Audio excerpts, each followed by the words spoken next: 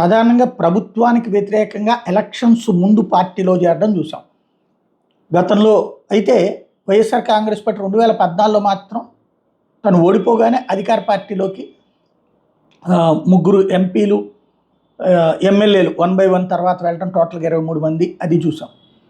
ప్రతిపక్షం నుంచి అధికార పక్షంలోకి వెళ్ళడం సహజం. అదే సందర్భంలో జగన్ గెలిచిన తర్వాత 1 by 1 వచ్చారు. మొత్తం రావడానికి దాదాపుగా 7-8 మంది సిద్ధంగా ఉన్న, మంత్రి పదవి ఇస్తే రావడానికి 11 మందిని తీసుకురావడానికి నా ఎమ్మెల్యే సిద్ధపడ్డా, జగన్ అంగీకరించలేదు. కండువా వేయాలంటే తప్పనిసరిగా రాజీనామా చేసి రావాలంటే ఆగారు.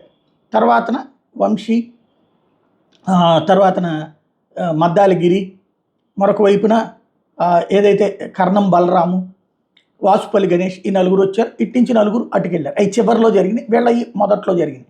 అయితే ఈ దఫా అదేంటో విచిత్రమైన, మొన్న మధ్యన ఒక ఆయన నియోజకవర్గానికి సంబంధించి కీలకమైన విద్యార్థి ఇప్పుడు తెలుగుదేశం పార్టీ నుంచి ఒక నియోజకవర్గ ఇన్ఛార్జే చేరడం అన్నటువంటిది కీలకమైన అంశం. సుగవాసి బాలసుబ్రహ్మణ్యం, రాజంపేట టీడీపీ ఇన్ఛార్జ్, వైఎస్ఆర్సీపీలో జాయిన్ అయ్యారు.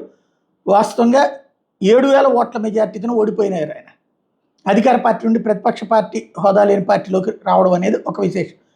ఈయన తండ్రి దివంగత పాలకొండరాయుడు ఓసారి జనతా పార్టీ నుండి, ఓసారి ఇండిపెండెంట్గా 2 సార్లు టీడీపీ నుంచి ఎమ్మెల్యేగా ఎన్నికయ్యారు.